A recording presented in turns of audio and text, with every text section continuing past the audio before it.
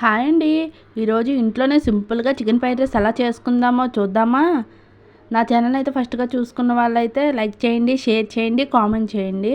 అలాగే సబ్స్క్రైబ్ చేసుకోవడం మాత్రం మర్చిపోకండి.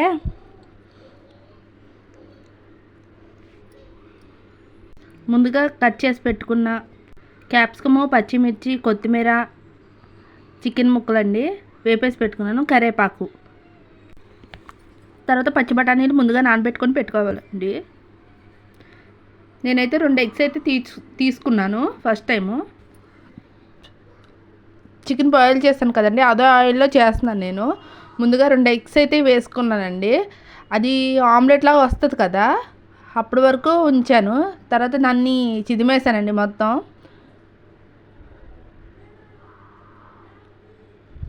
చూడండి, చిదిమేసాను మొత్తం.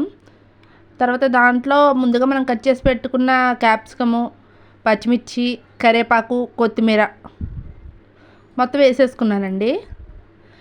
అది పచ్చివాసన పోయేంత వరకు హైలో పెట్టుకున్నాను నేనైతే మాత్రం.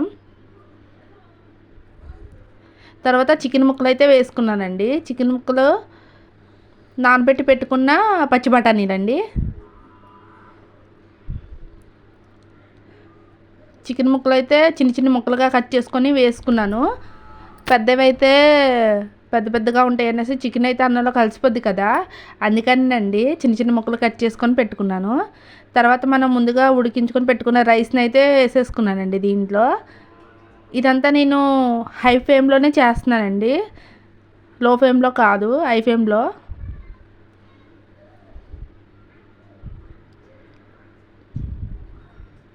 చూడండి ఎంత బాగుందో, చూడడానికి కలర్ఫుల్గా ఉంది కదా.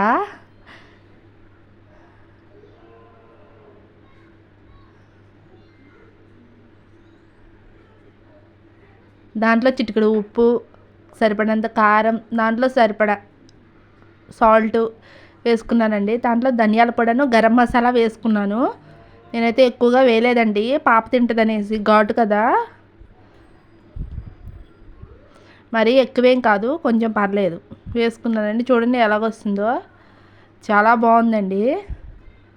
ఒకసారి మీరు కూడా ట్రై చేయండి. ట్రై చేసి టేస్ట్ ఎలాగ ఉందో నాకు కామెంట్ చేసి చెప్పండి. నేనైతే ఎటువంటి సాసులు అయితే ఉపయోగించలేదు. సబ్స్క్రైబ్ అయితే చేసుకోవడం మాత్రం మర్చిపోకండి.